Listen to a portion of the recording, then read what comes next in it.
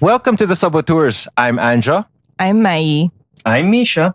So today we will be talking about the documentary The Kingmaker. It revolves around events before the 2016 elections in the Philippines, and it gives you a point of view of Imelda Marcos, the former First Lady of the Philippines, wife of then President Ferdinand Marcos. And if you're a Filipino, you might know what happened during their regime and how it has affected our history.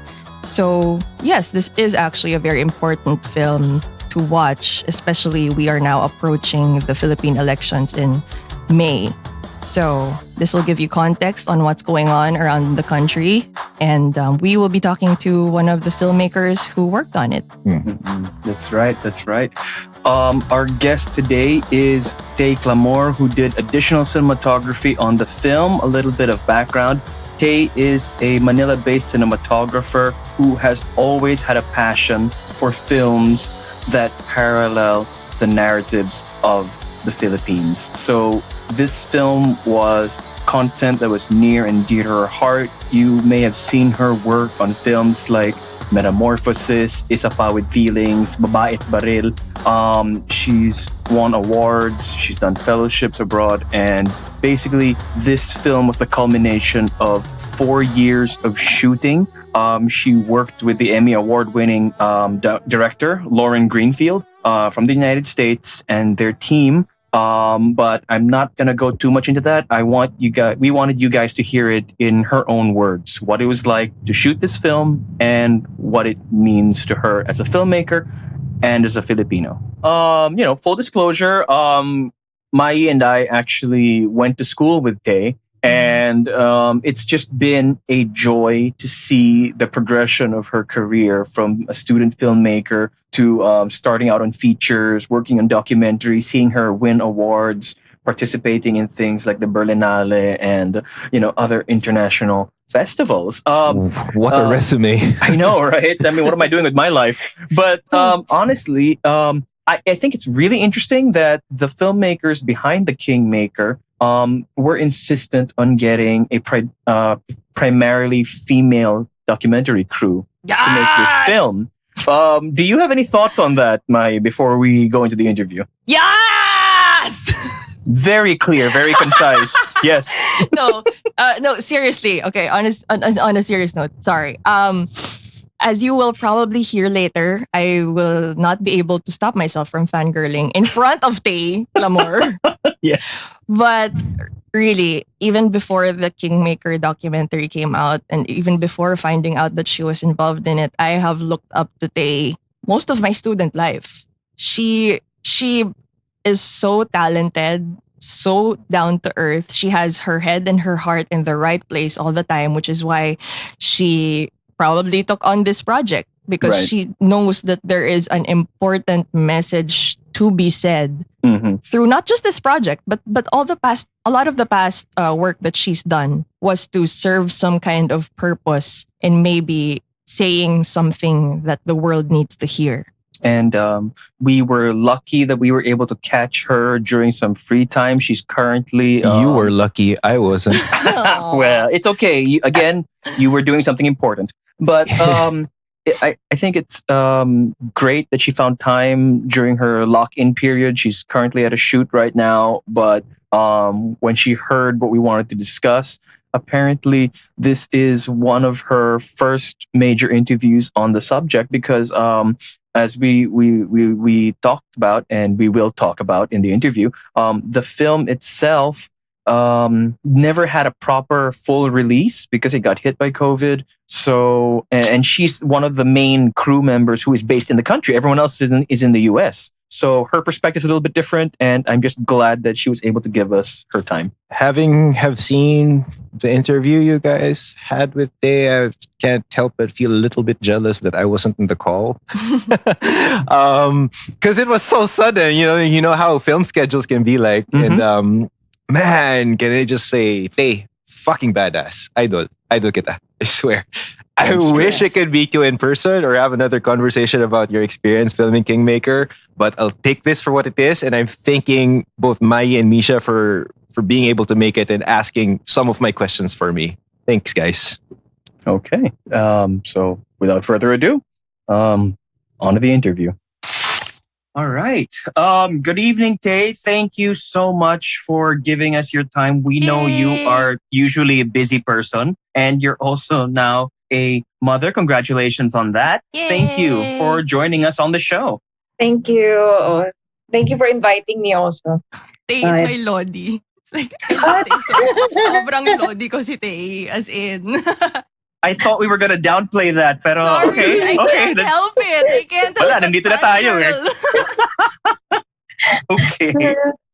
First time ko mag-podcast so Really? Oh, wow. Yeah. Okay, cool. It's an honor for that we're your first. And it's always fun catching up with you, Tey. I guess first things first, we wanted to ask you about the film. We have a lot of thoughts, but I guess first and foremost, we need to know paano ka na-involved dito sa project na to? And, what was your involvement? How did this start? Actually, ano lang siya. Yung usual, you get a text from a producer. They were looking for a cinematographer who shoots documentary. And there's ang weird kasi in the Philippines we don't have a lot of cinematographers who shoots documentaries. Siguro because in the Philippines ano rin siya parang pag documentary ikaw na rin yung director, ikaw na rin yung mag-shoot, ikaw na lahat. Well, usually low budget yan pag mga documentaries. So I think si Sir Neil Daza recommended me to our producer, to our parang may counterpart producer here in the Philippines. Tapos, ayun, I got in. Originally, what they told me lang is, kasi may NDA pa yan the Americans, medyo, hindi sila agad bibigay ng information, what is it about, ganyan. And what I got lang before entering the project was, it's an Imelda documentary. And I was like, parang, I knew about the Imelda documentary before. So I was like, parang, ano yung bago na ipapakita? Right. And on our first day of shoot, it was Imelda agad yung subject namin. Wow. Wow, no warm-up. Oh, no warm-up. Kasi talagang, parang, although, so I met Lauren on the day itself ng shoot. Our DOP, si Shana Hagan. Okay. It's an almost all female team. Yes. So ayun, so parang ang saya kasi parang we're just siguro mga around less than 10 in the crew. It's just the interview talaga nung day na yun with Imelda. It's the scene wherein you saw in the documentary na pinapakita niya yung mga may nahulog na, alam mo may nahulog the pictures? Na, that's like my favorite bit. I mean, for all the wrong reasons, that's my favorite bit when she knocks over the frames. Sorry. Yun. So nakita yung frames, and then we interviewed her telling about Mao Zedong, yung parang yung mga friends niya, si Gaddafi, yung mga ganun. So I was the second camera pa at that time. I wasn't the additional cinematography then. Kasi parang the original plan was every time there's a schedule, they'll fly in here in the Philippines. Right. And of course, documentaries run for like how many years, diba? So parang I thought I was just gonna be there for that shoot. Kasi it wasn't naman parang a long-term parang deal with them na parang we're gonna be hiring for the rest of for the next 4 years. Okay. So I was with them for 4 years. Pero may mga dates lang na hindi sumasakto when they're here. So may mga ano siya, parang kumbaga they'll just email me whenever there's a schedule and they're going to fly in, and then I'll help out. So ganun yung naging process. But ayun, I was able to build a relationship with the team after a few years. And then siguro kasi they work with some DOPs na rin before, and parang I guess kasi si Lauren is a fan din of female collaborators. So I was able to build a connection with her, and I was asked to parang shoot on my own whenever they can't fly. Okay. And So so there that's why nakita ko ni Mai dun sa Yes. nung nilibing si Marcos sa Yeah. sa what you call it, sa libing ng mga bayani. Yeah, Right. just a short background on that encounter. We that happened. It shocked us all, and I just also happened to just go there out of like on a whim. Suddenly, I just wanted to go there and see what all the fuss is about. Like if it's true, even kasi di tayo makapaniwala at the time. And there, I saw Tey with her camera shooting like a pro, like a boss, just there randomly, like, oh, hi Tey. Pero nagkita lang kami, and then you did mention that you were shooting a documentary at the time. So that was just, I'm sure that was just like a spur of the moment decision for you as well to just go there and shoot. Actually, it wasn't. Oh. Okay. No, it wasn't the spur of the moment, but it was sudden. Kasi on the day itself, parang, diba, everyone was surprised. Yeah. Parang, diba, fine, parang, kasi there was a long, parang, court battle, diba, if ilibing ba siya o hindi. Sinundan namin yon when Lauren and the whole team was here. And then we were just parang, parang nobody knew about this plan eh. Nobody knew about yung madaling araw na alam mo yun, yung parang magnanakaw na 'di ba na pumasok na hindi. Pero surprisingly nung day na yon in the morning parang may news na pero it wasn't hindi pa siya ganun kalat sa lahat. So my producer emailed me na parang yun nga may ganitong si Marcos ay nililibing na. So I had to I was about to fly on that day. Oh, wow. So I was about to fly on that day. I had to cancel my flight and then go straight to libingan ng mga bayani. Kung di ba napansin mo, parang pag nandun ka, hindi siya mukhang binigla. Mukha siyang pinlano. Yes. So, yung surprising about exactly. Kasi there were policemen there. There were people from buses even. Like that like people went there to visit. So ano siya, di ba yung ngayon parang laging may issue about mga hakot. Right. Marcoses, di ba? Sa mga rallies ganyan. Doon talaga may, I mean, I saw it in, di ba? Pero nung araw na yun, I mean, ano yung mood on the ground? I mean, I guess I'm asking the two of you now because you saw it firsthand. Ano yung mood ng mga tao? Ano, kasi they basically just snuck him in there. It was tense. Very tense. Ano siya parang maliliit pa lang actually sila Mai nung nandun sila sa labas. Parang konti pa lang eh. Kasi not a lot of people knew about it eh, di ba? Right. Hindi siya parang biglang, so suddenly lahat ng mga tao tipon-tipon to, parang na yun, eventually lumaki siya eh, di ba? Lumaki siya, pumunta lahat sa EDSA, sa EDSA para mag-rally doon, di ba? Pero walang plano. Kasi nga, lahat walang alam, di ba? Doon sa Pero nakita mo na pag pumunta ka doon sa libingan ng mga bayani, it's a well orchestrated event eh. As in, we were able to go in eh, doon sa loob nung mismong libingan. And well decorated, maraming mga police na nagbabantay doon sa perimeters, a lot of buses of loyalists, Marcos loyalists were also there. So, alam mo yun, hindi ka naman... How were you allowed to shoot? I mean, akala ko bawal yung media if I'm not mistaken, if I remember correctly. Actually, hindi kami masyadong I don't think, kasi patapos na eh. Nagawa na eh. Nangyari na siya eh. Okay. So, hindi naman, I wasn't able to like go in while it was happening. Right. I went in after yung mga loyalists na lang yun nandun. Okay. So I was with I think a couple of mga reporters also na nakapasok kami.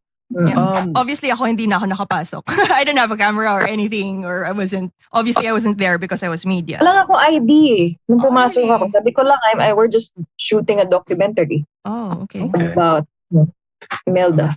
I am impressed that you were able to get the trust of your foreign team na you were able to shoot on your own even when they couldn't fly in. Pero kailangan ko tanungin is, ano yung briefing sa'yo when you all first met? What were they, what did they tell you the treatment that they wanted? What did they want to see out of this material with you?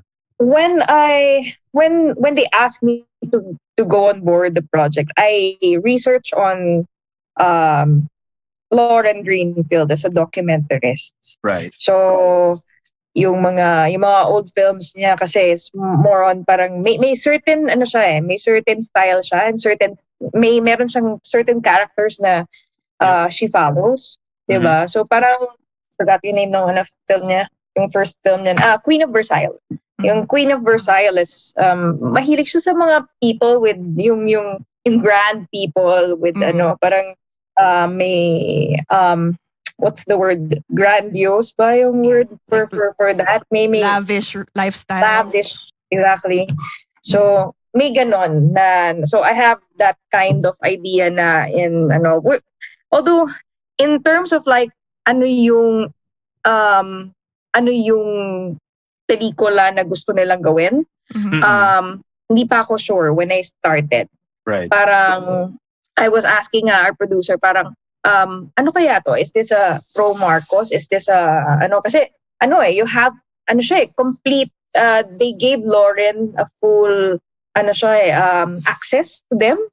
She was able to go to a lot of different events with the Marcoses. Right. So although I think I don't think any Filipino documentaries will be given that kind of access. I think, after the previous docu, yung Imelda in 2004. I mean, I would have thought they'd be allergic to this kind of access, but they gave it. Pero si Imelda kasi as a person, if you see her, mahilig siya doon sa doon sa attention. She loves gusto niya magkwento, and she's stuck siya in that era of their lives. Parang the Marcoses are great, ganyan. She wants to be the mother of the Filipinos. Ayun. So ayun, it was just parang curious about is there something new that I'm gonna see in filming this documentary? So ang ganda nung naging plot ang ganda nung naging tawid when I finally saw the documentary, how it's all connected, from way back to until now, 'di ba? So yun yung nakakapanginig ng buto kasi parang oh my God, 'di ba? This is not this is not a conspiracy, this is a planned 'di ba? May plano lahat sila. Hindi siya lang. What was that first day of shooting like? As in, dire-diretso kayo. I mean, you went straight into the deep end. Was that the first time you'd encountered Imelda in person? I mean, what was that experience like, just going in and doing that first day? It wasn't my first encounter with Imelda. My first encounter with Imelda was parang isang photo exhibit of a rich man. So parang pero that was it. Parang I saw her and then gone. Pero this one, we had a whole day with her. We went into her yung bahay niya sa Green Hills, I think, if I'm not mistaken. Ayun. Tapos ito yung bahay na pinakita doon sa documentary, yung mas malaki, not the condo. And then after that, we went straight to Gloria Maris. Ayun. Tapos kumain doon, tapos may tapos sinushoot lang din namin siya how is she dealing with the people there. May special spot siya doon, and actually kinakabahan ako at that time kasi parang i-humanize ba natin si Imelda, like what's happening right now, 'di ba? Parang ipapakita ba yung so nakakatakot when we were shooting that documentary. And of course I'm not, parang hindi ko naman kilala yung mga mga collaborators ko at the time. So Right. I'm not sure how are they going to frame this documentary. But eventually, as we progress with parang they see Lauren, what's good about her and what's great about her is she gets all the details and all the point of views from different people. Right. I was able to shoot the EJK as well, the EJK part Yep. of the Kingmaker. Ayun, yung election lang, I wasn't able to shoot that with them because of I think I have a prior commitment. Pero ang pinakamalaking na shoot ko is the Imelda part and the EJK. Ayun. And So- the EJK is a totally different story. Yeah, Oo naman. I'm sure it was definitely heavy to shoot. So going into it, so from what you've said, I'm under the impression that while you were shooting the documentary, you had no idea how it would turn out. Will it be pro Marcos or it will be anti? So was it a surprise to you come premiere date that? Ay, hindi naman. Okay. Parang when I get to know them and I was able to like bond with them and know who they are as people. I knew that they're going to do this right. That they're going to be fair and they're going to see, alam mo yun, behind the glamour that what Imelda is showing to them. So, ayun, eventually we were able to ayun, ang dami naming ang dami namin na interview na iba pa. And I followed Rafi Lerma. Ayun, we followed Rafi Lerma, the photojournalist who was tasked to, every day nag-shoot siya ng mga napapatay at the height of the EJK in 2016. Ayun. So, ang galing nung eventually, alam mo yun, parang siya parang hanggang ngayon nga hindi pa tapos yung kwento ng The Kingmaker. Yun yung chilling about it eh. And recently, I've been talking to Lauren a lot kasi we just released nga the what you call this, yung iba-ibang subtitle and also the dub version. And they were really pushing for it. We are really pushing for it kasi there's a need for parang when we saw the documentary back in 2020, early 2020, Right. when we finally saw the documentary, parang there's a need for a better access for kasi it's in English and for the Filipinos to grasp it ng mas tama. You have to dub it or at least may subtitle na Tagalog. I have to ask though, sorry. Kasi kanina sinabi mo na natuwa ka when you were having your discussions with the filmmakers that they would be treating the material in the right way. And now you said it again na kailangan ma-experience ng mga masang Filipino. They have to experience the film sa tamang paraan, in the right way, with the subtitles, with the dub. I need to ask, what is the right way for you? I mean, and how much of this comes from your own personal view of the subject material? Ano yung right? Bakit siya yung right way para sa'yo? Yung dubbed? Yung dubbed and even yung treatment ng material in the first place. Kasi actually yung documentary, when you watch it, meron siya may nung nag-shoot kami on my first day, I had the feeling na parang meron, baka it can be, kasi when you meet Imelda in person, charismatic siya eh. Actually charismatic siya. Very endearing. A very charming person. And when you see the documentary, ganun din siya eh. Makikita mo talaga. And if you're a normal person na, di ba, Filipinos are forgiving. Ay, ano naman eh, charismatic naman. Ay, mabait naman si madam. Ay, gusto niya lang maging nanay eh. Di ba? Ganun tayo eh, as Filipinos, di ba? So, minsan nadadala tayo sa charisma eh.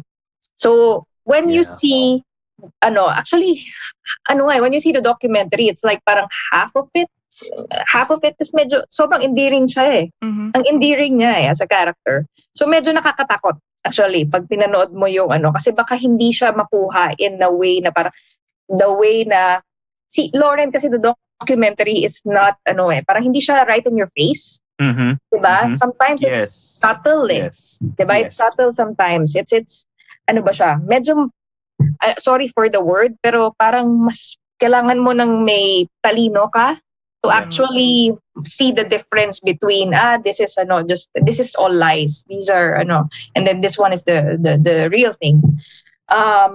Siguro kaya then there's a need for like Tagalog or different para mas makakonect din. Kasi of course, all of the Filipinos naman knows how to, understand at least English.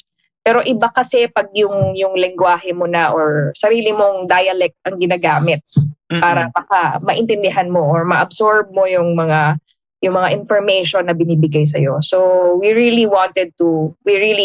fought for it to be dubbed and to be released. Ayun. And it was really a battle for Lauren kasi 2020 pa lang. Mhm. Ang dami na nagre-request, ang dami ng clamor for it. And then the film kasi was released by I Want and it was already bought. So to ask these to these yung mga production and fashion yung mga yung nag-release, to ask them to have it na na libre na mapanood sa YouTube. It's malaking diba? bagay yun. Malaking bagay yun, 'di ba? Pero we're lucky to have them on board dito sa pag-release nito. Kasi it's more than the money. It's really, you need to fight misinformation and yun. So bigat eh. Wait. Hindi, pero I agree with you completely. Something that I was discussing with Mai and our other co-host who cannot be here, unfortunately. He's putting his baby to bed, si Anjo. Yung isang napag-usapan namin tatlo was the film is it's all in the nuances. It's not in your face. In fact, mas direct nga yung preceding film, yung Imelda. In as far as letting you see what kind of person she is and all that. But this one gives a more balanced picture. You really have to read between the lines. Yeah. yes. And I need to ask, so this was done on purpose? I think din siya. Well, si Lauren as a documentarist, ganun din talaga Yung siya. style niya. Style niya, diba? Which is fair. And also, she was not biased. Actually, when she came in the Philippines, she's just fascinated that Imelda wanted to buy giraffes and have her own zoo in Calawit.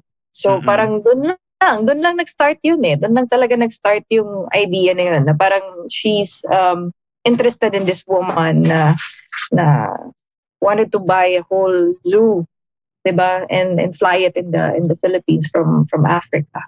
So she's, nag-start siya from scratch ng research and everything, and she really wanted to know them. Hindi siya yung basta-basta. Hindi siya parang, kasi tayo as Filipinos, pero na tayo nagbabasa sa books eh. When we started growing up, we knew our history, we have our biases when we.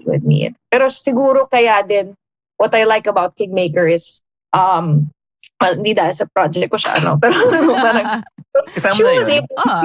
Kasama na yun. Pero she was able to see both, to balance both sides. And was able to realize the lies. To decipher ano yung lie, ano yung totoo.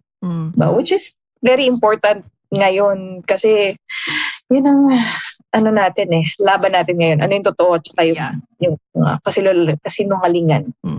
So true. And speaking of having our own ideas as Filipinos growing up, knowing about the Marcoses. So going in, of course, you had your own ideas and opinions on the subject matter. Did this change while you were shooting? Did it not change? Did it reinforce what you were believing in? And if yes, if it did change, how? Mm, it definitely reinforced my beliefs. And at the same time, ano ba siya? Parang siguro one of the most memorable documentaries I made, yeah, ngayon is still The Kingmaker. I've been shooting like mga some documentaries din before, pero it's not as, hindi mo nararamdaman na as important as this. Kasi it's to change minds. It's about our country. It helped me a lot then in terms of like how, ano ba siya, parang how will I, siguro dahil may personal access doon sa information. Nakita mo kung ano sino yung mga tao Yes. na players. Yes. So nakakatakot siya. More than mas yun yung feeling Mas yung nakakatakot. Pag umupo na tong mga taong to sa power. Yun yung parang, and alam mo yun, ano na lang ba tayo bilang mga Pilipino pag hinayaan natin manalo si BBM and magtagumpay siya dun sa life plan niya. Kasi yun talaga ang ano niya yun talaga ang kanyang goal.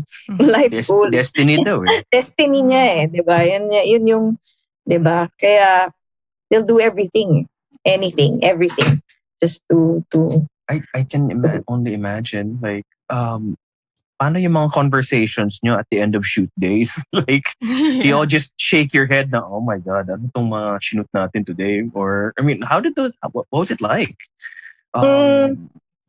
Kasi sabi mo, start from zero yung foreign team for the most part. But a lot of these stories are not things that you yourself heard for the first time. Did they ask you to contextualize things? What kind of conversations did you have while shooting this thing? Ano ba? I remember parang I had the most, parang I had a lot of like crying moments while filming this.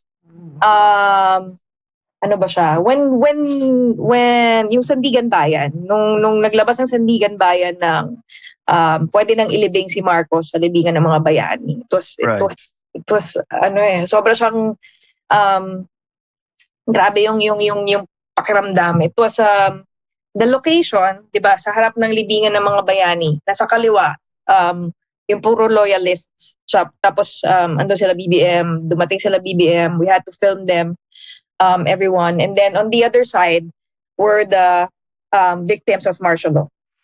Ang bigat ng pakiramdam. Nery Colmenares came in. Parang isa-isang pumasok si Sir Nery Colmenares to find out the ruling of the court. Tapos sa gitna, complete battle gear yung mga police. Tense siya kasi of course you have the martial law victims, 'di ba, shouting, and parang samantalang doon sa kabilang side, everyone was dancing, parang fiesta. Doon sa kabila, sumasayaw alam mo yun, parang sumasayaw yung mga loyalists.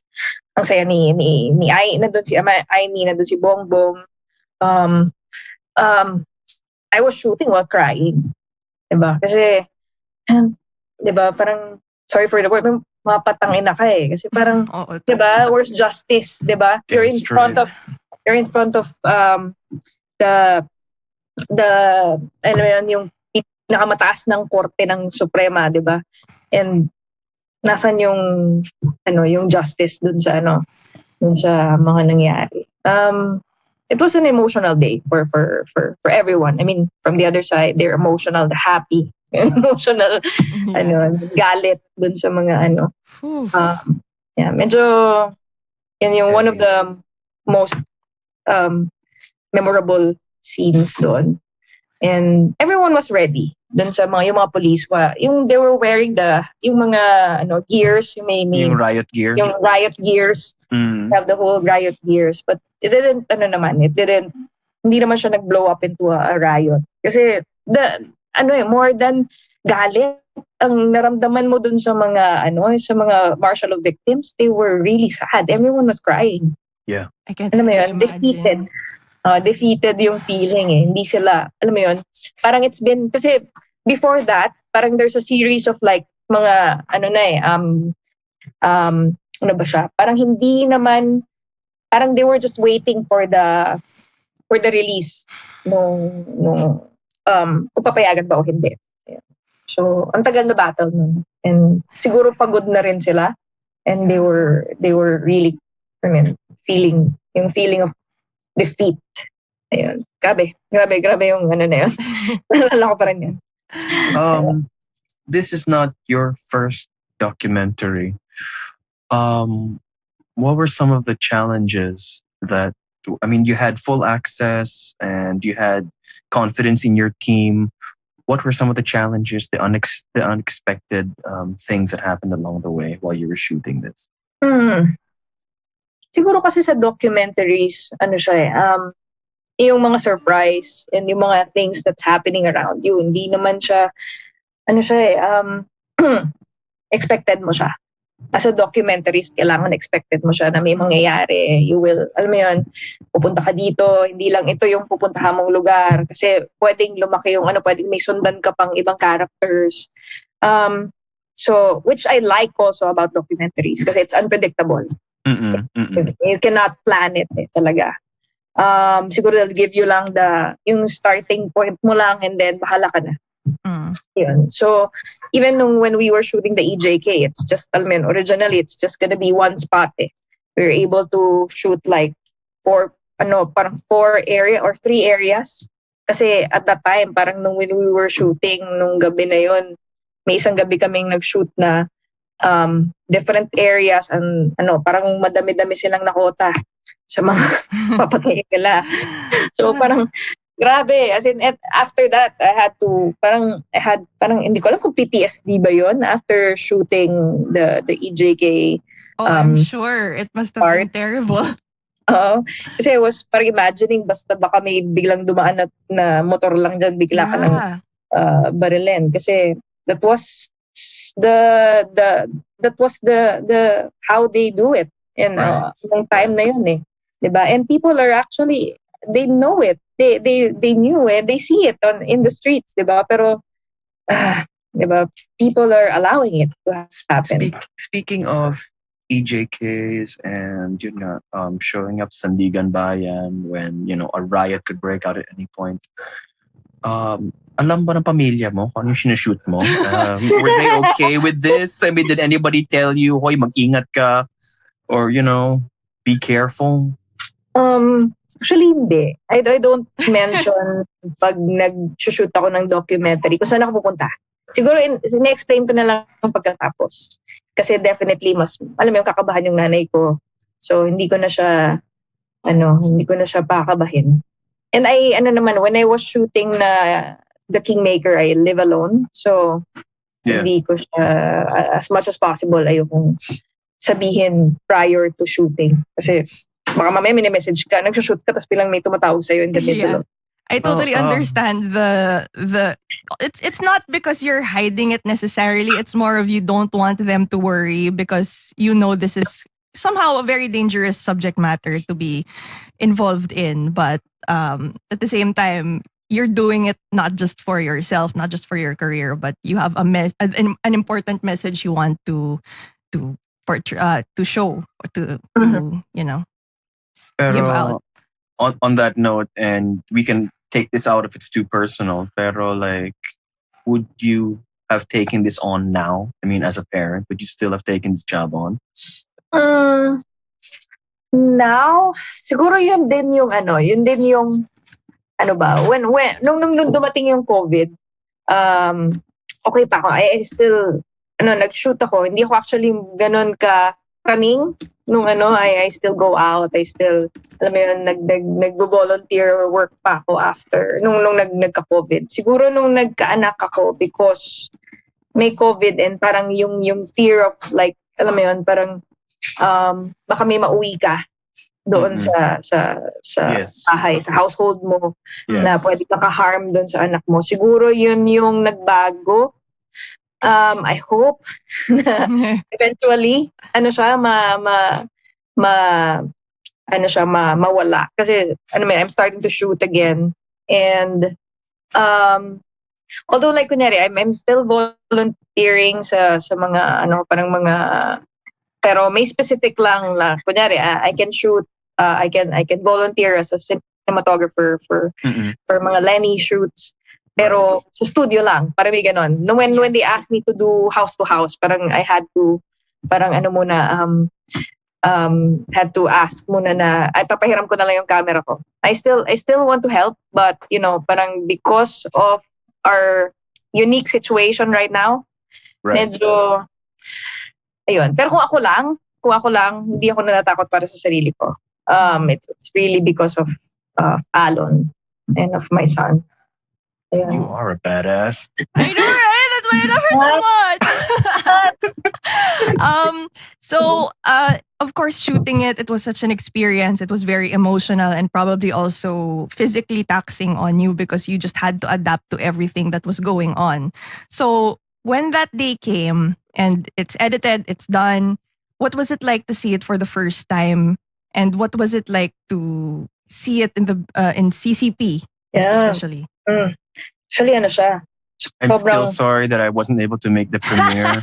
Okay? I was really busy. I hope you gave my tickets to somebody who deserved it. Yeah. I gave it to Shara Zambrano, actually. Okay. Parang mas okay pa nga na hindi si Misha. Joke!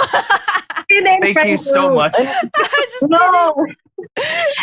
Kasi when we were about to do the premiere, we really wanted as many. Kasi I asked Misha specifically because you were working in... Yeah, I still do the reviews for GMA and for 8list. Yeah. Yeah. I was going to write about it.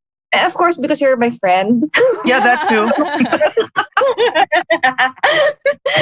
Pero, we were, as much as we can, we tried to invite people in the media to know about the film.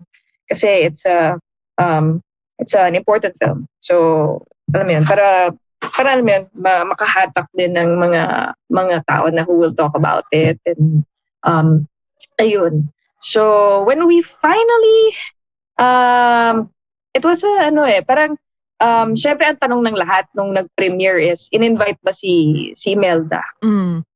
So, yun yung tanong. Yes, in-invite siya. Okay. Pero walang bumalik from their camp. I think parang siguro, kasi before the premiere in the Philippines, there was a premiere in Venice and Telluride. Right. So, I think nalaman na nila kung ano yung feedback dun sa film or kung ano man. Hindi ko nga, alam mo yun, sometimes parang, alam mo yun, dahil alam mo na may mga conspiracy dito sa mga sa side nila. Hindi ko alam kung baka naman kaya nila inallow din yung film na to be shot is because meron silang, alam mo yun, bad or good publicity o still publicity. So, alam mo yun, baka naman may ganun din. So, hindi ko alam. Pero after the premiere, that I think that was the last time they reached out to Imelda and asked her and the family na umattend. So walang motet. Ayan, dun sa CCP premiere. And I remember, it was, I remember parang, okay, the CCP premiere was special also. See, we really pushed for that. Si Lauren pushed for that because CCP, di ba, parang, it's an Imelda. It's an Imelda, the house that Imelda project, built. Di ba? It's an Imelda project. And how, alam mo yun, and, ano ba siya? Parang parang we have a film about her and how corrupt they are in the place na binild nila. We had a full talaga, and we had our interviewees, sila Miss Eta Rosales, sila Rafi Lerma was there. Ang hindi lang nakapunta ay si Sir, forgot mo na name ko, the head of PCGG at the time of the Marcoses. Of Ninoy Aquino. Of Nonoy Aquino. Noy. Ayun. Siya yung hindi nakapunta because he's still on exile. Nasa exile pa siya. So, hindi pa siya makauwi until, well, the new administration or kung sino man ang papalit ngayon kay Duterte. I was really happy with the result of the documentary. It was, I mean, all I ever, imagine. But also, I was able, kasi dahil hindi ako kasama sa ibang mga shoots, na-surprise din ako sa mga revelations, like how I was able to shoot the Duterte part, the campaign of Duterte. Mhm. So I was surprised dun sa revelation that he was funded by, sorry for the sa mga hindi pa nakapanood, no. He was funded by the Marcoses. Right. So yun, parang it was parang, oh wow, parang kaya, and because at the time dun pa lang, when the film was released, dun pa lang namin nalaman din yung title na it's The Kingmaker. Mm-mm. So dun din parang okay, this is So why. this was the first time you were seeing it, yung sa CCP? Yes. Wala kayong like crew screening or something? No, wala. Big Tapos, time na agad. Like, boom. Oo nga. Dropping the mic. This is it. This is the project. But I keep on bugging them before the premiere na parang, what's how is the documentary? When is it? Kasi it's been years, di ba? We've been doing it. So hindi ko alam when will it when will they release it? What's this? Di ba nakakatakot din kasi parang naku, ayoko dun sa subject. Tapos baka mamaya proto, ano ba yan? Hindi ko alam kung ano, or baka ano kaya yung magiging niya. Hindi naman, I knew naman na hindi siya magiging pro, pero parang ano kaya yung kakalabasan? Ano yung pupuntahan nung kwento na binuo ni Lauren? Si Lauren was able to, we had like a few minutes of her intro via Zoom. May Zoom na ba nun? Or before? Or hindi ako Zoom na yun. Skype na yun hata. Ayun. So she was able to see the audience. Madaming pumunta. I was the one who read her message. I remember. Ayun, ako yung nag-read ng message niya to the audience. And after that, we had an interview with si Ato Maraulio was able to interview the players of my God, crush ko yun. Wala na. Hindi ko na makikila. I'm sorry, Misha. I'm sorry. Pati ba naman dito, silaksakan mo ng thirst portion. Okay. Seryoso usapan eh. Pero cute siya. Atom! See? Tey agrees with me. Yeah. I remember. Ilang beses ko na siya tapos hindi ako makapagsalita, nakapangiti lang ako. I also, nag-guest din siya sa radio station where I used to work at. Diyos ko, hinintay ko talaga siya. As in, hindi ko shift. Hindi pa ako umuwi. Alam ko, graveyard shift yan eh. Tapos, nandun siya sa morning show. Hinintay ko siya. And it was worth it. Wala. But it's not, okay, in our defense, Misha, matalino din siya. Sobrang talino din. He's also I didn't say he wasn't. Wala lang. Defensive. Justify ko lang yung pag-insert ng thirst for Atom around. Oh, siya. Sige. Anyway, moving on. So, watching the film, you felt may pagka-validation, may pagka, what was your emotional state that night? Oh yeah, I'd love to know. Nagsamgyupsal kami. Yeah! Perfect. Best way to celebrate. I was with, kasi yun, para siyang yung pelikula. Siya yung tipo ng pelikulang kailangan upuan mo pagkatapos. Kung kailangan mo magkaroon ng discussion with someone. Yes. So, luckily, dahil hindi pumwede si Misha, nandun si... Wow! Kasama ko si Shara Zambrano and then si Prime. So, nag-samgyupsal kami pagkatapos. Tapos may, alam mo yun, parang doon kami nag-discuss about the film. And si Shara actually was the first one who told me about na parang sana dub, lumabas ng dub yung Yes. film. And ayun, it's lang talaga. Kasi ang bigat eh. After watching the film, ang bigat eh. Yes. So, you had to ask someone ano yung opinion niya, ano yung tingin niya dun sa how it was framed, and parang actually same yung thoughts namin na nakakatakot siya pag kunyari tinake ng someone as it's a charismatic film na parang alam mo yun, di ba, kasi pag tinignan mo talaga, di ba, when you see side by side, Imelda or Bongbong and Noy Noy Aquino. Si Noy Noy is very, alam mo yun, parang, ipagka-bland siya kasi as a person, di ba? Sorry, no pero, argument. I mean, Yeah. with all due respect, Bless his soul, but Bless his soul. Yes, oo, 'di ba? May pagka-bland kasi siya eh. So pag ano mo talaga, yung Pinoy mahilig sa ano ba siya? Yung mga characters, personality, artista, exactly, 'di ba? Without looking into the Kaya nga tayo ang dami nating artistang politiko, 'di ba? So, ano siya, kung titingnan mo lang siya based on that, okay. 'Di ba? Parang ito she's the perfect politician in the Philippines, 'di ba? Pag tinignan mo siya na parang ganon, 'di ba? Pero performer siya eh. Siya. She knows how to perform in front of the people. And si Bongbong was able to para siyang apprentice niya si Bongbong eh. 'Di ba? And ang nakita mo siya, it's parang ayaw niyang yung nanay niya eh. Ito yung pinlano ng nanay niya. It's destiny for her son. Eh. So, by hook or by crook, kailangan mangyari siya. And, ayun, nakakatakot pag Pero so, doon pumasok yung sana. Kaya pumasok din yung, I think parang a lot of people ask for the film to be dubbed. Para, in a way, mas, ito pala yung sabihin nun. Kasi may mga words kasi sometimes na English na minsan hindi. Iba yung dating. Parang, ay, social, or ganyan. Or, ay, to be honest, yan ang kinakatakot ko.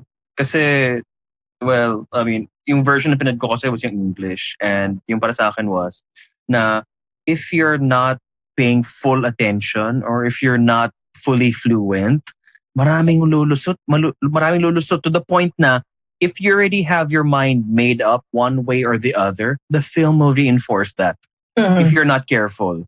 Yes. Kaya importante talaga kailangan mapanood siya with subtitles, with the dub, para you get the full intent of the filmmaker or you get the full content that's being communicated. Kasi alam mo yung tendency ng mga tao ngayon is ginagawa nilang radyo, yung TV. As in, magte-text sila or maglalaba or whatever. Diba? While that thing is on, it's not a casual watch. You really have to pay attention. Yes, agree. Parang, nawala yung thoughts ko. Sorry. Okay lang. Hindi, not your fault. Kasi tinignan ko yung phone ko, may nagte-text. Ayun. Kahit na lock in, biglang may mga nagte-text na tao pag break day. Sorry. No. Sobrang salamat for asking me to do this. Kasi, this is something na we have to, pag-usapan. I think parang kahit na, minsan nga parang, yung the film was done and was released in, late 2019, pero until now, parang hindi pa rin enough yung mga nakakapanood. Kahit libre na siya, parang, kasi kunyari sa mga kamag-anak ko lang, I've been sending them all these so mamili na lang kayo yung dub na nyo. Kasi marami akong kamag-anak na BBM eh. Diba? So, same. Pero, alam mo yun, dun pa lang hindi na nila, because it's not, the running time is more than what they can focus on. So, hindi nila binibigyan ng ng attention yung pelikula. And yun nga, pag pinanood mo pa yung pelikula, yung first half niya is medyo mahirap siyang kasi kailangan mo siyang tapusin para to see the whole picture of who she is as a person, di ba? So, ayun, hopefully sana yung mga tao will, alam mo yun, it's just an hour and a half film eh, I think. So, sana bigyan nila ng oras kasi, ayan eh, I mean, visually, makikita mo na siya kung ano yung mga nangyari before, then so sana sipagin yung mga Pilipino na sana to do their own research. You've mentioned it being free online, easier to access for a lot of people, but especially during the start, were there any opposing forces who wanted to stop the release? I mean, nagulat nga ako na sa CCP yung premiere in the first place, to be honest. I mean, I would have thought na may hihirit, may haharang sa inyo. Although, the ano naman, yung CCP naman has been, alam mo yun, parang, ano yan matigas sa ulo ng CCP di ba? You have people like sila Chris Meleado heading the CCP, di ba? So, and ang CCP at saka UP lang actually ang hindi na, di ba, nasasama sa MTRCB. Oo. Yes. So, walang no need to go through MTRCB to have a release of the documentary. Tapos hindi naman din nagplan on doing actually there was a plan for a wide release in cinemas. Yeah. Pero it's, 'di ba, syempre dahil pandemic hindi siya natuloy. I think tama. Mismo. Pandemic happened. Ang dami actually maplano pa parang there was a plan also na parang to go si Dakila the group and activista nag-go on board sila. So they wanted to parang do yung mga small barangays screenings. So until now I think they're still doing it. Kasi nga ang hirap na yung pelikula is sometimes hindi naman lahat tayo may access sa online. Karamihan ng mga far-flung provinces wala silang access to YouTube, Facebook, ganyan. So si activista is really actively pursuing to have like screenings sa iba't ibang parte ng Pilipinas. Okay. You've had a couple of years to think about this. This film took up 4 years of your life, and now that you've had some distance from it, I need to ask you, given everything that you know now, everything that you've experienced, everything you've seen, is there anything that you possibly would have done differently in how you approach the material? Oh, okay, none. None. I will that's a good answer. Yeah, I will still go whenever they needed me. Siguro, sabi ko nga, kung hindi natapos yung documentary, baka nag-shoot pa din ako until now. Baka hindi ako nag-test. Baka hindi ako nag-test. Kaya, honest question, at what point did you guys call it a day? When did you say it's a wrap? Oo nga. Kasi yun nga, kagaya na sinabi mo, the story is still going. Oo. We have a lot of materials kasi of course, kasi 4 years of, actually 5 years for them. Kasi, on the first year, wala pa ako. So, they have a lot of materials. And when was the last time I saw them? The last time was in the elections. The VP elections. Right. Yun yung I haven't asked si Lauren. I haven't asked her kung when was the time na sinabi niyang ito na yun. Yeah, I haven't asked her. I should ask her. Sorry. Okay. I should Judging ask naman her. din from the material that was in the film, it ended sa may elections Like when Duterte won already and Bongbong was appealing to the court that he won. Continuously appealing. It's a natural endpoint naman because nobody knew what was going to happen next. Yeah. Oo. So tama lang naman. Parang it's a repeat. What's happening right now, it's a repeat of what happened in the vice presidential elections, diba? Mukhang mas malala Alam mo naman pag sequel, Malala always gotta go bigger. Yeah. Pero fucking sequels. Pero maganda siya na wag na mag-sweet. Pero maganda naman na lumabas siya ngayon kasi we needed this We needed, I think parang kailangan natin yung mas importanteng mapanood siya ngayon than to film it. Yes. True. I like that. I agree completely with that. And I am super grateful that there are people like you who will put their beliefs on the line and make something like this. Thank you so much. Ooh, honestly. Thank you. It's an honor to be your friend, and it's an even bigger honor to have been able to interview you about this film. Thank you. Mhm. Ay, meron pa pala kaming Ano, we sige, had go. a Oh, We're still go, recording. please. Yeah. we had a talk with we had a talk with Lauren pala. Na actually we had an event pa pala made after the premiere of Kingmaker. So Okay. nagkaroon kami ng Q&A. Kami nila, yun actually pala yung ginawa namin nila Shara after the Samgyupsal. So, naggawa kami ng parang it's a round table discussion about the film with Lauren, with Eta Rosales, and everyone included in the except Imelda in the documentary. So hopefully, sana nga magkaroon ulit para before the elections. Kasi si Lauren right now is parang ang daming mga nung nilabas actually yung document yung on YouTube. I don't know what happened pero she posted it recently na parang nagkaroon ng problem sa parang na turn down yung niya yung upload.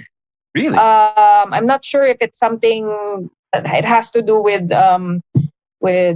power or people. I mean, trying to not parang nahinap pumipigil dun sa pagpapalabas ng documentary pero yun, it happened. Okay. But they were able to upload another one. So yun, naayos yata. I'm not sure kung ano specifically yung naging problem with the first upload. So it's a continuous battle. And ayun, sana magkaroon pa ng mga kasi after it was uploaded, I'm not sure lang kung yung mga iba-ibang hindi ko alam kung parang nung lumabas yung iba-ibang dialects, parang hindi ako masyado nakarinig ng mga ng information ng mga tao na nagko-comment about it. I'm not sure kung masyado nang malaki yung TikTok yung makinarya ng mga Marcoses, kaya alam mo yun, hindi na nila, wala nang dating sa kanila, pero hopefully meron pa ring narating yung efforts, yung narating yung iba-ibang dialects na versions. Hopefully meron pa ring na-reach audience. Kagaya na sinabi mo, malaking factor din kasi yung attention span ng mga tao Kung TikTok versus, an almost 2-hour-long film. It's sad, but it's a reality. Hopefully, it reaches the right people, honestly. Something that's interesting when I look at the reactions, if you look at yung mga reviews and reactions from abroad, actually, they look at the film, they say it's a cautionary tale. They say that they can't imagine why we would ever allow any of these people to set foot back on our soil. They say na this could only happen in the Philippines, as sad as that sounds. For forgiving kasi. Yun ba hindi ko alam kung yun yung word Kailangan mas malala yata sa forgiving Oo nga, no? Parang, ang bait pa kasi ng forgiving Yeah. I think a word to unfortunately describe it is we are forgetful. Hence the hashtag never forget, which we keep trying to push whenever Marcos is the subject. Yeah. Mm-hmm. I think I agree. Oo. Nakalungkot, no? Yeah. Escapist ang mga Pilipino Totoo. Diba? Ayaw nila ng kasi siguro dahil ang hirap na ng bansa natin. Yeah. Diba? Ang hirap natin na sa country. So yung Pinoy lagi siyang yung magaganda lang gusto nilang panoorin. Gusto lang yun. Kaya pero hopefully, diba? Minsan ang hirap sa kanila ng truth Kahit nga sa pamilya mo lang, 'di ba? Sa sarili mong pamilya, ganun Oh yeah. Oh yeah. Oh yeah. Yeah. Diba? Very much so. Very much so. Yes. We don't parang hindi tayo crack sa isa't isa. Yeah, we beat around the bush a lot. Wala yata ulit. But thank you so much, Tey, for your time and for your insights and everything you've shared, the context you've given us as someone who worked behind the film. So I guess last question or statement, I guess we can address this to our listeners. If there's something you want the listeners to know about your experience or how you want them to watch the film, or maybe even for those who have already seen it, how you want them to introduce the film to other people who haven't seen it. Basically, last message mo sa mga nakikinig sa atin ngayon. Ayun. Siguro, give the film a chance. I mean, to see it. If sabi mo wala, give the film a chance. Give our country a chance. I mean, not just the film. Parang, huwag mong isipin yung pangayon lang. Kasi ganun tayo, di ba? Sa Pilipinas. Ito yung ito lang yung mahalaga sa akin, sarili ko lang. Ito lang yung, binigyan naman ako ni ng tarpaulin, or binigyan ako kasi niya ng grocery bag. So iboboto ko siya, 'di ba? Itong mangyayari kasi sa Mayo is tatatak siya sa sa history ng Pilipinas. Yan ang magiging ang mangyayari sa Mayo ay yan ang magiging kinabukasan hindi lang ng sarili mo, ng mga anak mo, ng mga apo mo, 'di ba? So siguro mas maganda kung we gather all the facts. The film naman is not gonna tell you this is the film won't tell you na ito yung tama yung o mali eh. But actually, mas bibigyan ka nga niya ng chance na malaman on your own kung ano ba talaga yung nangyari. And ayun, it's just an hour and a half. It's an easy film. Pag weird the word na easy film. It's kasi actually there's humor in the film eh. Yeah. Pag napanood mo siya. It's exciting siya. There's may mga ups and downs siya. I mean, it's a madali siyang panoorin. Yeah. Actually, Hindi siya yun yung word siguro. kagaya ng aswang. Na yun yung mahirap yung panoorin. Pero ang hirap niya panoorin. Something I noticed also, its approach is not very data driven. It's more of experience driven because you get from the experiences of Imelda and the Marcoses, and you get from the experience of the EJK victims, of martial law victims. So hindi siya parang documentary that will give you pie charts or numbers. Yes. So it's not difficult in that sense that you expect from a lot of documentaries. Yes. Very siya. Pero siyang, kasi mararamdaman mo siya. It's makikilala mo yung tao na alam mo yun. What's good about the documentary is you can really see Imelda as yung portray niya na mother, 'di ba? Imelda as the wife of Ferdinand Marcos, 'di ba? The lavish Imelda, 'di ba? The people around Imelda, the people who are victims of Imelda. Diba? Ganon siya, finrame eh. And how Imelda wants to stay in power, to bring back their power. Ganon siya finrame ni Lauren. So it's madali siyang panoorin. Kasi nanggaling siya ang galing nga eh. Kasi ang mga Pilipino, di ba, na-capture niya yung ang Pilipino, pamilya ang hindi gano'n ng mga Amerikano eh, di ba? Ang mga Amerikano, mas individualistic eh. Ang mga Pilipino, very, pamilya eh. Na-capture niya yun eh. Nakita mo na how important family is. At a fault eh, sometimes na ang pamilya minsan mas mataas than country. Di ba? May mga ganong So, nasa na ba ako? Sorry. It's alright. Sobrang tama naman yun eh. May tendency ng mga tao na as long as it doesn't directly affect me, it's something I can live with. Diba? Basta alagaan ko sarili ko, pamilya ko, barangay ko, I'm not a bad guy. Exactly. Kaya yun yung nakakalungkot eh. Walang sense of community, of something bigger than yourself. And which I think parang for someone na ayun ang mahirap din. Kasi for someone na kumakalam ang sikmura. Yes. Ang hirap siyang isipin. Totoo yan. Diba? Totoo yan. Hindi din nila kasalanan yun per se.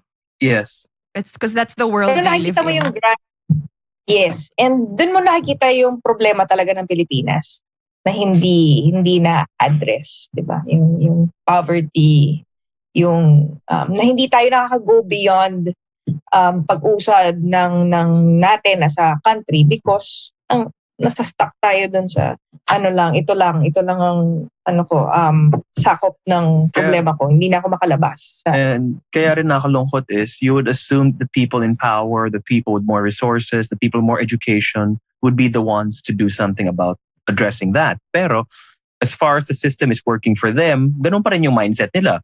Basta alagaan ko lang sarili ko, pamilya ko, maybe my barangay, pero hanggang lampas doon, doesn't matter, doesn't affect me. Kaya Yun yung nga nakakalungkot Kaya nga ang audience or ang mga botante ni VP is more on the middle class. Kasi sila yung mas educated na, sila yung, alam mo yun, they want more from what they have now, di ba? So, mas, tapos yung upper, yung class A at saka class DE yung magkasama di ba? Kasi yung class A, gusto nila magstay in power. The DE naman, gusto lang nilang, to get by every day. Pero yun nga sana magbago yung natin, magbago yung ating pananaw. As a country or as people, 'di ba? Para naman kasi so we don't make the same mistakes from the past. Fingers crossed. Which is yun yung message ng Kingmaker. Sana alam mo yun, hindi na natin ulitin to kasi nangyari na siya actually.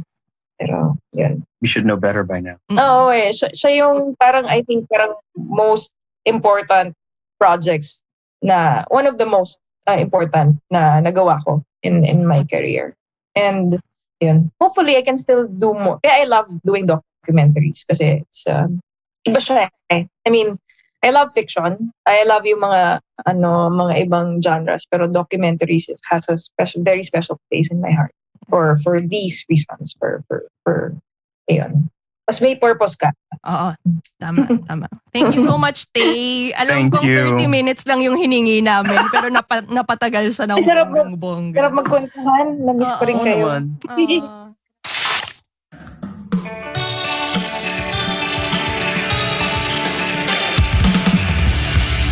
Okay, that was Tey Clamor, and she did, again, additional cinematography on The Kingmaker, which we all found to be very enlightening, educational, and insightful in a lot of different ways, actually.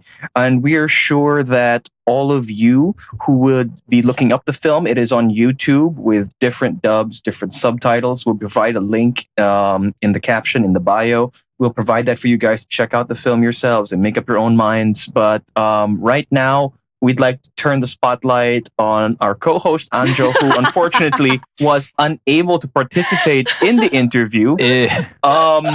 I had a valid excuse. Yes, very yes, valid. you did. It's Absolutely. fine. Yes. It's fine. Which you also mentioned during the interview. yes, we did. Because we care. We care so much. Yes. And I'm sure Tey would understand, I know. right? I am She so has a sorry, baby. Tey. I missed my chance to ask my questions. I missed my chance to shoot my shots. But my two wonderful co-hosts were able to, ask you some of the questions I was dying to ask. So thank you guys so much. And not throwing me under the bus. It's okay. It's okay. You had to take care of your kid. We did the interview for the next generation. You were taking care of the next generation. Same difference. Yeah, it's pretty symbolic, right? So what did you think? What did you think? I mean, that interview went to some heavy places. I know. Like, Misha and I were like, we need a drink after this. Yeah, we did not expect that at all. I did not expect to react the way that I felt like, because when I watched it, there were really a few moments where I couldn't help but just feel emotional about it. It's a broad spectrum of emotions because of what you're hearing and because of what I knew growing up. Like what I was told by family, by what I was taught in school. It's just so different. It hit it hit a nerve. I've never been one to to somehow be emotional over things like these. But now, as I don't know, like maybe it's because I'm a father now. There's something that's really making me feel apprehensive, something that makes me feel anxious about things now that I have a child to take care of. I'm Right. sure. I'm sure it's different for other people, but because of how I was raised, because of the stories I knew, the lessons I was taught, it somehow shed more light and somehow reinforced what I believed in more. Like, I don't want to sway anyone. This is just based on my personal experience. I don't want to sway anybody's decision. It just really hit me hard. And there was just so many points in the interview that I just kept just left my jaw hanging. It's like, what? It was so unbelievable. But, there was just, I don't know, like, it's just so many emotions. I can't even express myself properly because there's just so many things that in my head that are popping up. I don't know which one wants to come out first, what I want to talk about first, but it's just a crazy, crazy interview. And Very hope, insightful. And I hope for you and a lot of people listening right now who have already seen the film, I hope it was able to really contextualize or give clarity to what you saw. I mean, Tey's experiences firsthand on the ground with her camera, with what's going on here in the country. I think that poses a very important point of view. Yes, totally agree with you. There are a few things that I wanted to point out actually, which stood out to me for during the interview. The first thing was when Tey was telling us the experience about filming people waiting on the decision about the Sandigan Bayan. Oh yeah. And relocating the remains of former President Marcos to the libingan ng mga bayani. And you just see, or you or you see in the film, if you've seen it, or you hear from Tey what it was like doing that, and you see different crowds of people. On the one hand, you have the supporters of the Marcoses, and on the other hand, you have the martial law victims. To be perfectly honest, I mean, I'm not going to paint good guys or bad guys and all. Again, we want the audience to make up their own minds. We want all of our listeners to check out the films and decide for themselves what their thoughts, what their opinions should be. For me, something that I am grateful for with the film is that it took for the most part, a balanced approach to the material. And it let both sides air their views. And I think that it's important for people, especially first-time voters who are going to be helping decide the next 6 years of our country, to try and understand our history, to understand where we've come from, to understand the events that led us to this point, so that they can appreciate how big this upcoming election, these decisions they have to make, will be. Yes, totally agree with you. And I appreciate how they also told us that Lauren came in just wanting to make a film about Imelda. No other motivations or no, what's the word? No other ulterior motives. Yeah, exactly. No agenda. No agenda, basically. And what she found out was eye-opening, I guess, for her and for a lot of us. We may have already known some of the information that was presented to us in the documentary, but there may have been some new things, some more human perspectives from maybe both the Marcos family and the victims of martial law back then. Absolutely. So, this is a democracy after all. We're going to be giving you the freedom to decide which of these points of view are lies, or what you think or will be better for our country in the long run. The decision you are going to make this May 9 if you are a voter. Will we be going towards the direction of maybe history repeating itself with the same family in power? Or do you think we need change? So that is up to you. Something else that I think the film is quite successful at, and I hope that it encourages, is conversations. conversations between people, because I think all of us have seen or we know people whose friendships, relationships, even within families, schools, offices, people are drawing battle lines. People are like, if you're not with us, you're against us. At the end of the day, guys, we have to live together. We have to try and understand each other. It's okay to have differences in opinion, but you also have to try and understand where the other party is coming from. When the film came out in 2019, it premiered at the CCP, as we mentioned in the interview. It didn't really get a chance at a wide release. The pandemic hit soon afterward, while the film was still supposed to make the festival rounds around the world. And it didn't really get a chance to reach a mass local audience. But now the film has been dubbed in Tagalog. It is on YouTube. It is on Vimeo. It is free. You don't even need to register. You don't have to download anything. Just go to youtube.com, look for The Kingmaker.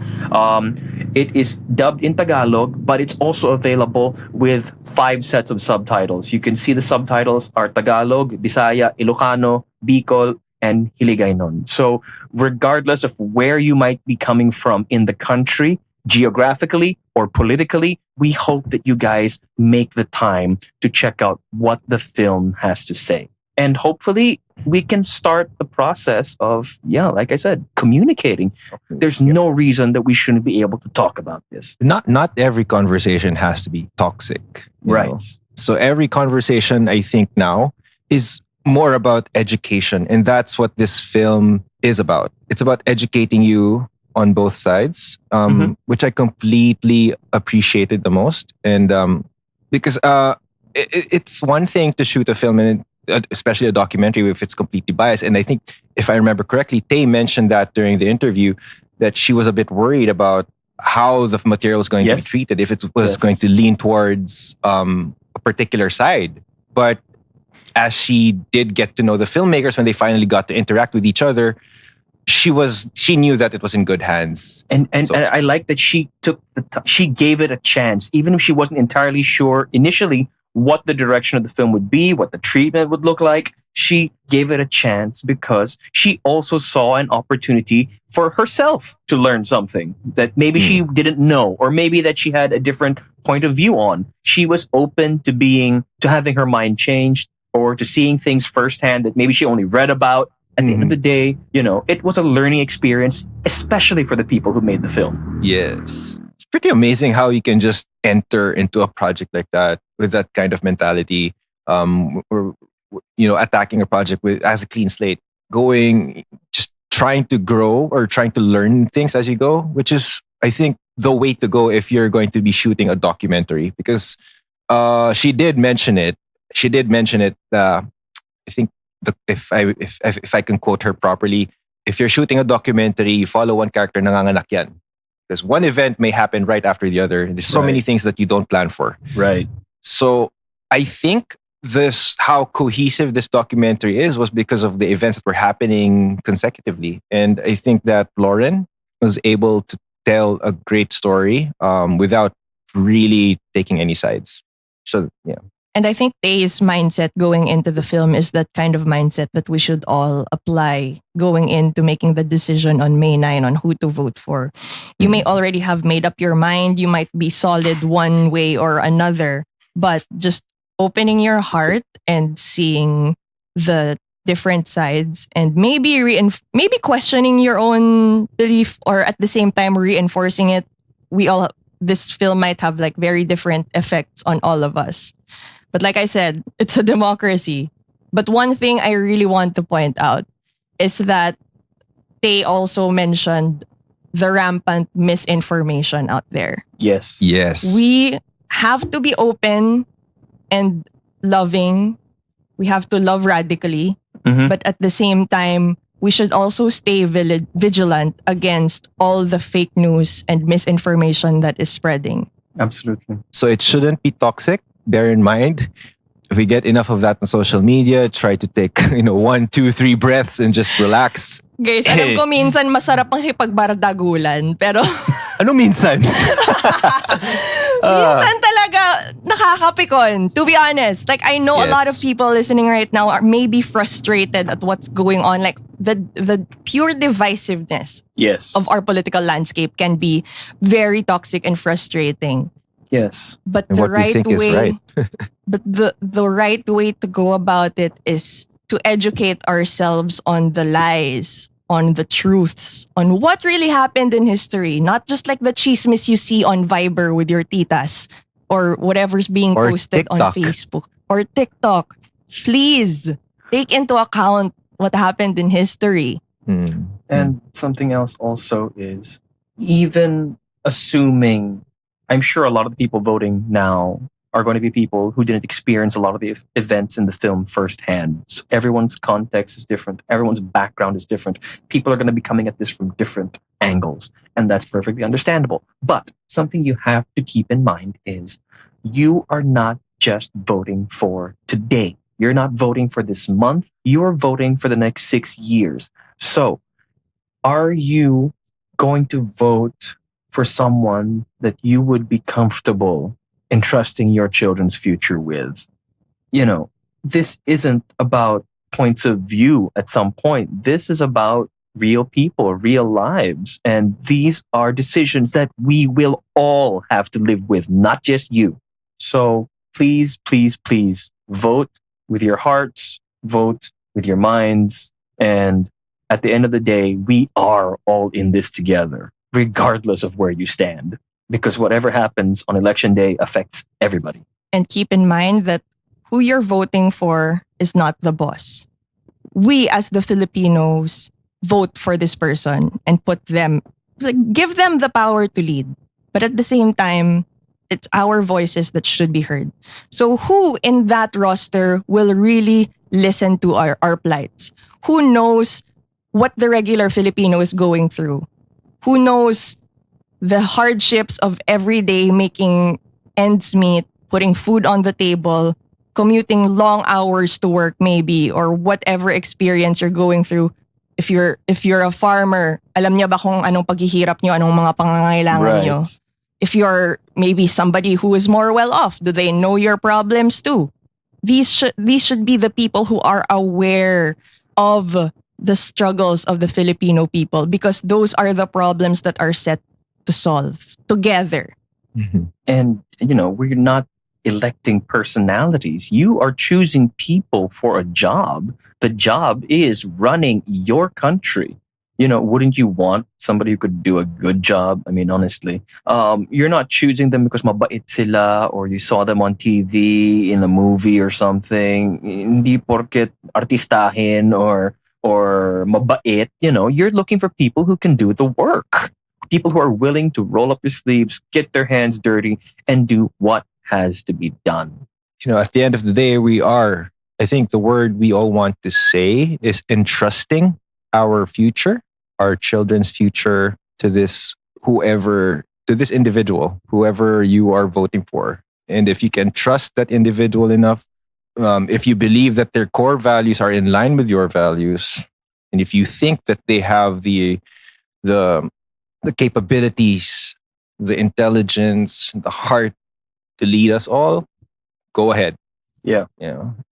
And come May 9, I sincerely hope that whatever name you put down on that ballot is somebody that you can live with. Yes. 6 years! 6 years, guys. Just remember, also remember when talking to people and engaging in discourse, remember that one's experience does not invalidate the others. So it's good to always listen. Absolutely. So, and again, a very good place to start is educating yourself. And there's no better place to start than with The Kingmaker. It is available now for free on Vimeo and on YouTube with Tagalog dub. It's available with 5 sets of subtitles. There's Ilocano, Bicolano, Cebuano, Hiligaynon, and Filipino. So please check it out. Give it a chance. Tell your friends. Tell your family, and talk about what you see. Talk about what you learn. Don't be afraid to ask questions. And good luck to us all. and maybe Kingmaker stirred up a fire in you and you kind of want to watch some similar films with the same subject matter. So might I suggest, if you want to go into a deep dive into like films talking about the subject matter, might we suggest the classics from Lino Broca, Maynila sa Kuko ng Liwanag. Oh my God, I love that movie. Brilliant movie. Yeah. I'm sorry. Ishmael Bernal's Manila by Night, Mike De Leon's Batch 81, Batch 81. Kisap Mata. And if you want to go more recent, there are a lot as well. We recently had, obviously, The Kingmaker, and maybe you'd like to see Respeto, which actually has just recently been available for free as well. So you can go watch that, watch some fun rap battles while you're at it. Also, Sari Dalenas Kaoryang, Liway by Kip Oy Banda, Citizen Jake by Mike De Leon. There's no shortage of films telling us about our history. You can even do Decada Setenta. Oh yeah. Yes. Or another documentary. This one came out in 2004. So just if you want a little more historical perspective, this one is from Ramona S. Diaz. It's called Imelda. It's a documentary. It's also available on YouTube for free. A lot of these movies can help you.